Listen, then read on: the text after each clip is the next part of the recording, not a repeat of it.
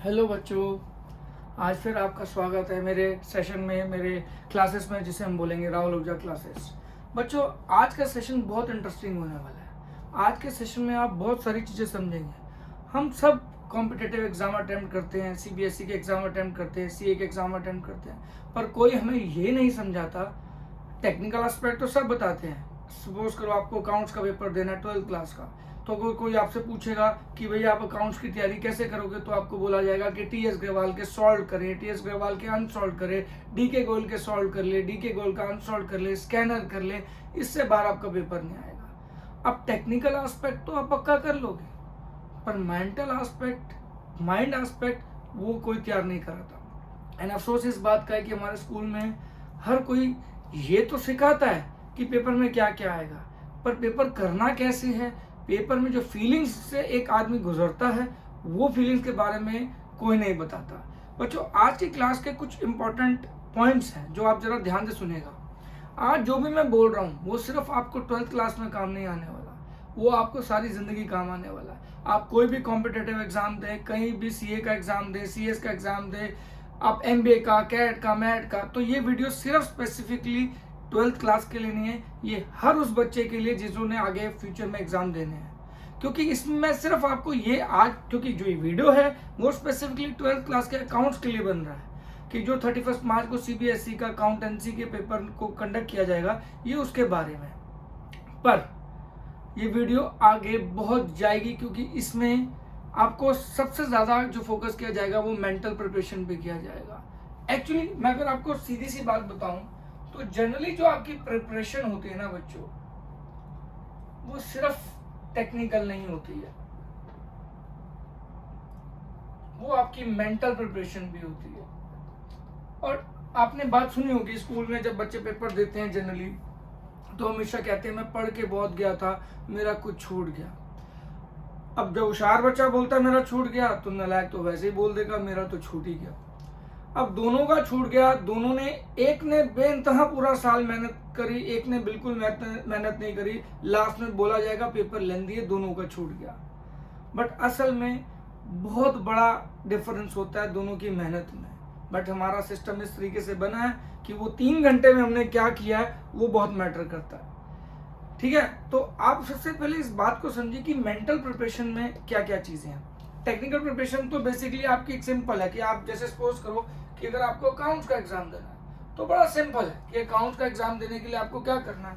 आपको अकाउंट्स की TS Grewal, suppose करो 12th का सीबीएसई का जो पेपर है अभी आपको 31 को देना, तो आपको क्या करना है, टीएस ग्रेवाल के सॉल्व कर लो प्लस अनसॉल्व कर लो। ठीक है जी, डीके गोयल उठा लो, डीके गोयल के सॉल्व कर लो और अनसॉल्व कर लो, और लास्ट में स्कैनर कर लो। अगर आप ये तीनों चीजें कर लेते हो तो आपको बोला जाएगा जी आप टेक्निकली तैयार हो गए। ठीक है जी।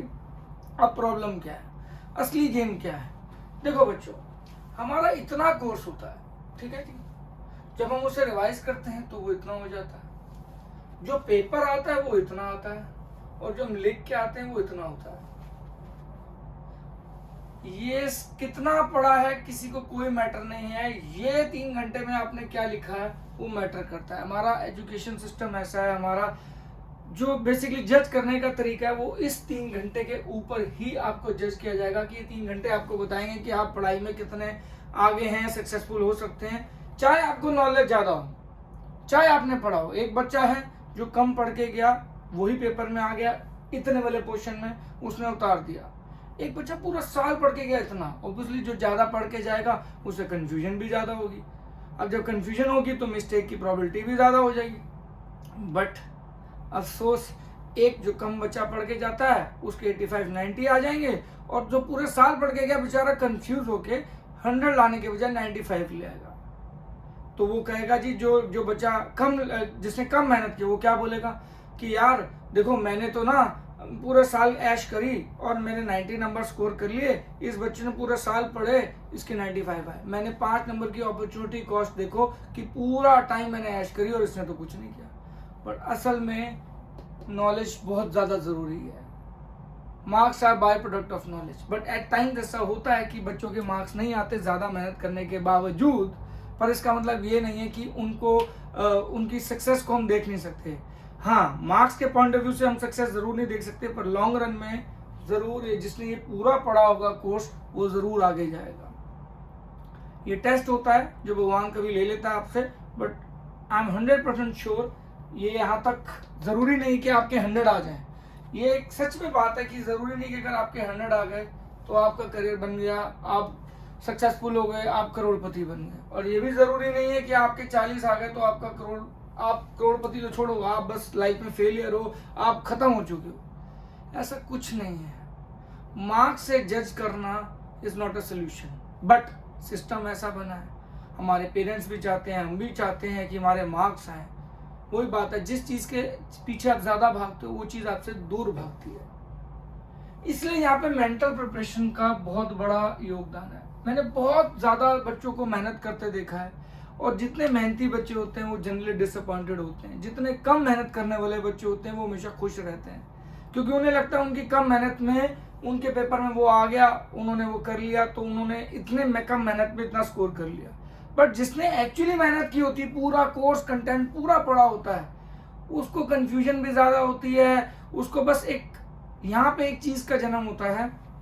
आपको दो चीजें मेंटल प्रिपरेशन में, अगर आप ध्यान से समझना इसको, दो चीजें मेंटल प्रिपरेशन में, ठीक है जी। क्या जी? एक, जब आप मेंटल प्रिपरेशन की तैयारी करते हो तो आप हमेशा आपको दो चीजों में डिवाइड करना है, एक कंट्रोलेबल, एक अनकंट्रोलेबल पार्ट। अब कंट्रोलेबल और अनकंट्रोलेबल, मेरी राइटिंग को थोड़ा सा इग्नोर करना, मैं जो बोल रहा हूं उसको सुन लेना। कंट्रोलेबल, अनकंट्रोलेबल पार्ट, ठीक है। पेपर कैसा आएगा, एग्जाम कौन चेक करेगा, ये अनकंट्रोलेबल है, हमारे हाथ में नहीं है। हमारा रिजल्ट कैसा आएगा, ये हमारे हाथ में नहीं है, एक्चुअली में हमारे हाथ में नहीं है। कौन चेकर होगा, पेपर कैसे बनाएगा, जो हम पढ़ के जाएंगे वो आएगा या नहीं आएगा। और कंट्रोलेबल क्या है, एफर्ट्स, हार्ड वर्क। पर जनरली जिसने इतनी मेहनत करी होती है ना, वो उन अनकंट्रोलेबल पार्ट्स को पे फोकस करना शुरू कर देता है। मैं हमेशा बोलता हूं, don't control the uncontrollable things. अगर आपने अनकंट्रोलेबल थिंग्स को कंट्रोल करने की कोशिश करी तो आपको सबसे पहले क्या होगा, आपको स्ट्रेस हो जाएगा। अगर आप रिजल्ट ओरिएंटेड पढ़ाई पढ़ोगे कि मुझे रिजल्ट लाना है, रिजल्ट लाना है, रिजल्ट लाना है, तो आपको स्ट्रेस हो जाएगा। स्ट्रेस होते ही आपको क्या हो जाएगा, फियर हो जाएगा, क्योंकि स्ट्रेस से आपको फियर हो जाएगा। एंड डर is not good for success, it will lead to failures. और फेलियर से क्या होगा, डिसअपॉइंटमेंट हो जाएगी। तो ये बच्चों बहुत जरूरी है, मैं आपको बार बार बोल रहा हूँ, ये बात बहुत जरूरी है। इस बात को आप ठंडे दिमाग से समझा कि मेंटल प्रिपरेशन बहुत जरूरी है। इसको अगर हम डिवाइड करें बच्चों, बेसिकली कि हम पढ़ के जाते हैं इतना सारा, ठीक है जी, उसके बाद हमारे को रिवीजन में हम इतना पढ़ पाते हैं, फिर पेपर उसमें से आता है, और जो हम लिख के आते हैं वो और कम हो जाता है, करेक्ट। अब जरा इस बात को देखना, याद करना एक अलग चीज है, ठीक है, उसको रिवाइज करना एक अलग चीज है, फिर उस रिवाइज में से जो पेपर में लिखना वो एक अलग चीज है, पेपर टाइम में करना एक अलग चीज है, पेपर टाइम में करना विद प्रेजेंटेशन करना ये अलग चीज है। बट हमें सिर्फ क्या बोला जाता है, ये आप पढ़ लो आपके मार्क्स आ जाएंगे, और यही बच्चे मार खाते हैं। मैं आज आपको देखो, हमने बिजनेस स्टडीज में 12th के बच्चों ने तो पढ़ ही रखा होगा टाइम स्टडी, टेलर फ्योल के प्रिंसिपल पढ़ते हैं कि what are the 14 principles of management Fayol के, तो आपसे पूछो unity of command, unity of direction, फलाना धमकाना, सबको याद है पर एग्जीक्यूशन नहीं है। मैं कल आपको बात बोल रहा था कि पिछले सेशन में कि मैनेजमेंट क्या होता है, इसको याद करना और उसको एग्जीक्यूट करना अलग है। हम साइंटिफिक मेथड में टेलर द्वारा दी गई टेक्निक टाइम स्टडी की बात करते हैं कि भैया हम एक टाइम बनाते हैं, एक एवरेज स्किल्ड वर्कर को बिठाते हैं, उसके प्रॉपर टाइम डायमेंशंस को नोट करते हैं कि वो कितना कितना टाइम लेता है, उसमें से वेस्टफुल टाइम हटाते हैं, और फिर extended time of doing a particular task को निकालते हैं। क्या हम बोर्ड्स के लिए ऐसा नहीं कर सकते? बिना किसी स्ट्रेटेजी के, बिना किसी मेंटल प्रिपरेशन के, and that lead to anxiety. हम बच्चों को जनरली क्या होता है, पेपर कर रहे हैं, जब हम खूब मेहनत करके जाते हैं ना बच्चों, तो हमारी एक स्ट्रेटेजी होती है कि हमारे सारे आंसर्स मैच होने जाते हैं, हम इस एक्सपेक्टेशन से जाते हैं, और जब हम इस एक्सपेक्टेशन से जाते हैं वही हमारा डाउनफॉल शुरू हो जाता है। क्योंकि पेपर में ऐसा क्वेश्चन आ सकता है कि हमें वो मैच ना हो, बैलेंस शीट मैच ना हो, ट्रेडिंग अकाउंट, P&L अकाउंट या what ever, P&L appropriation, shares for future, कोई भी चीज़, ऐसी चीज़ जो आपको टेक्निकली करेक्ट ना लगे, उस केस में क्या होगा? डिसअपॉइंटमेंट शुरू हो जाएगी, स्ट्रेस शुरू हो जाएगा, फियर शुरू हो जाएगा, फेलियर एंड अगेन डिसअपॉइंटमेंट। तो बच्चों, don't try to control uncontrollable. दूसरी चीज़, अगर ऐसी सिचुएशन होती तो हमें क्या करना है, इसके बारे में बात ना करना बहुत ही गलत है। बच्चों के साथ इतना प्रेशर बच्चों पे जो दिन रात दली जा रहा है कि तुम, अरे सिर्फ इस प्रिपरेशन से अगर बच्चे वाकई में नंबर ला सकते होते बच्चों, तो सबके आ जाते। एंड नंबर लाना is not the final goal. Final goal is कि आप नॉलेज से मार्क्स लाओ, यानी कि जो मार्क्स लाए हो वो आपकी नॉलेज से जस्टिफाई हो। मैं से बहुत लोग जानता हूँ जिनके मार्क्स हैं बट उनके पास नॉलेज नहीं है, अल्टीमेटली वो लॉन्ग रन तक नहीं पहुंच पाते हैं। फिर ऐसी पढ़ाई का क्या फायदा? तो मेरी आपसे सजेशन ये है कि आप अपनी नॉलेज पे काम करो, फिर उससे मार्क्स लेके आओ, बट उसके साथ अपनी मेंटल प्रिपरेशन पे जरूर काम करो। मेंटल प्रिपरेशन मतलब कि आपको कंट्रोलेबल पार्ट पे ही काम करना है। अब कंट्रोलेबल पार्ट क्या क्या है? कंट्रोलेबल पार्ट आपका एफर्ट्स है, आप उसको एक मैनेज करते हो कि मेरे पास 3 घंटे है, मैं उस 3 घंटे को कैसे मैनेज कर सकता हूँ, मैं अपनी प्रिपरेशन को कैसे मैनेज कर सकता हूँ। मैं जैसे अगर हम 12th का बोर्ड है, अभी छुट्टी मिलेंगी, 5 छुट्टियाँ, 7 छुट्टियाँ, वट एवर जितनी भी छुट्टियाँ हैं, आप उन छुट्टियों के हिसाब से मैं डे 1 क्या करूँगा, डे 2 क्या करूँगा, डे 3 क्या करूँगा, प्रोसेस डे वाइज आपको चलना है। मुझे 99 लाने हैं, मुझे 100 लाने हैं, बस ये गोल है। Focus on the process, not on the result. हम प्रोसेस के पीछे तो भाग ही नहीं रहे, और बार बार हम रिजल्ट की बात करते हैं, रिजल्ट हमारे को स्ट्रेस दे देता है, स्ट्रेस हमारे अंदर फियर लाता है, and fear is not good for success. वो हमेशा आपको फेलियर पे लेके जाएगा। तो आपको समझना पड़ेगा भाई साहब कि आपको कैसे चलना है। आपकी जितनी टेक्निकल प्रिपरेशन है ना बच्चों जरूरी, उतनी मेंटल प्रिपरेशन भी जरूरी है। अगर आप मेंटल प्रिपरेशन पे फोकस नहीं करोगे बच्चों, तो आप जितना मर्जी टेक्निकली साउंड हो जाओ, आप लास्ट में वॉमिटिंग करनी शुरू कर दोगे, पेट में दर्द होगा, ब्लैकआउट हो जाएगा, मैं घबरा जाओगे, मैं डर गया, मैं सो गया पेपर में, मुझे ये हो गया वो हो गया। आपको मेंटली स्ट्रांग बनना पड़ेगा बच्चों। कई लोग, मैं सीधी सी बात है, I am a big fan of MS Dhoni. हम हमेशा चीज देखते हैं कि बहुत सारे क्रिकेटर्स हैं जो MS धोनी से बेहतर क्रिकेट खेलते हैं। As a batsman they are much better than MS Dhoni, but जब माइंड की बात आती है, जब स्किल्स की गेम आती है, जब माइंड गेम की बात आती है, तो हम MS धोनी को ऊपर बहुत रेट करते हैं। क्यों? क्योंकि मेंटल प्रिपरेशन बहुत जरूरी है। आपको बड़ा कप जीतना है, मेंटल प्रिपरेशन, बड़ी सक्सेस लेनी है, मेंटल प्रिपरेशन। आपको 3 घंटे अपनी इमोशंस में कैसे कंट्रोल करना है, ये बहुत जरूरी है।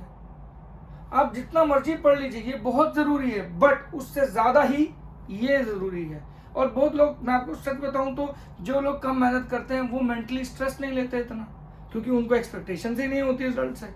तो वो जितना भी परफॉर्म करते हैं अच्छा परफॉर्म कर देते हैं, और उनके मार्क्स जितने आते हैं उनको अच्छे लगते हैं, क्योंकि उतनी उनकी एक्सपेक्टेशन ही नहीं है, उनको फियर ही नहीं है, वो मेंटली स्टेबल रहते हैं। पर जिस बच्चे ने इतनी मेहनत कर ली है, अब उसके साथ अगर ऐसा होता है तो उसको दिमाग में एक ही चीज घूमती कि भाई मेरा रिजल्ट कब आएगा और मेरा रिजल्ट कैसा आएगा, अगर कुछ ऐसा हो गया तो, अगर कुछ वैसा हो गया तो।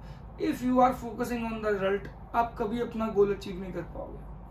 Focus the controllable parts, efforts को कंट्रोल करो, हार्डवर्क को कंट्रोल करो, सिस्टम लेके आओ, इमोशंस को कंट्रोल करना सीखो। आपको पता होना चाहिए कि अगर एक क्वेश्चन आपको नहीं आता, अब 8 नंबर का क्वेश्चन है या 6 नंबर का क्वेश्चन है, ऐसा तो नहीं है 8 में से आपको 16 मिल जाएंगे। अगर आप 1 घंटा लगा दोगे, 1.5 घंटा लगा दोगे, तो कोई आपके ये तो देख नहीं रहा। उस 1 घंटे को ईगो के चक्कर में ला के कि मैंने मैच करना है, अगर आपका आगे 20 नंबर का पेपर छूट गया तो आपने क्या किया। पर ऐसी कॉमन सेंस पेपर में प्रिवेल आप नहीं कर पाते, यूज नहीं कर पाते हो। क्यों? क्योंकि हम इमोशनली स्टेबल नहीं होते।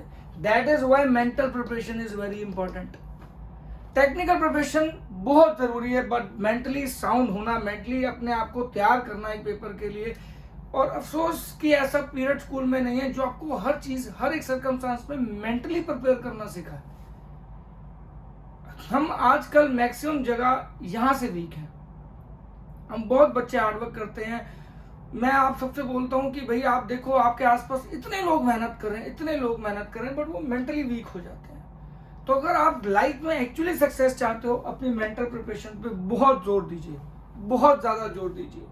टेक्निकल पे दीजिए, अब मेंटल प्रिपरेशन जैसे अभी अगर आप मुझे बोलो कि सर आप सारे सिस्टम का जो जितने भी एग्जाम थे सबका अभी आप लेआउट बता दो, वो बताना मुश्किल है। बट यहाँ पे मैं 11th अभी 12th क्लास का जो 31 मार्च को अकाउंटेंसी का एग्जाम है, मैं इसका एक लेआउट दे सकता हूँ कि आपको उसके लिए कैसे प्रिपेयर करना है। बट आप सेम स्ट्रेटजी अपने मैथ्स के पेपर के लिए या किसी और पेपर के लिए या पर्टिकुलरली जो भी आप आगे अपने फ्यूचर में जितने भी पेपर देना चाहते हैं, एग्जाम देना चाहते हैं, उसमें ऐसे एक स्ट्रेटजी बना के चलें।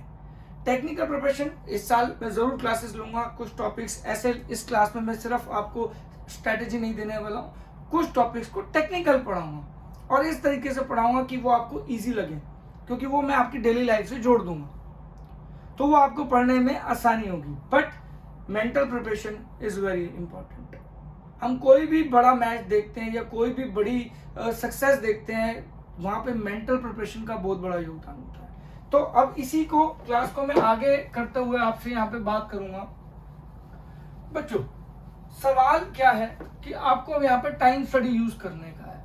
अब सवाल है टाइम स्टडी कैसे यूज होगी, क्या है उसके पीछे का मकसद, वो सब मैं आपको अभी करके बताता हूं। ठीक है जी।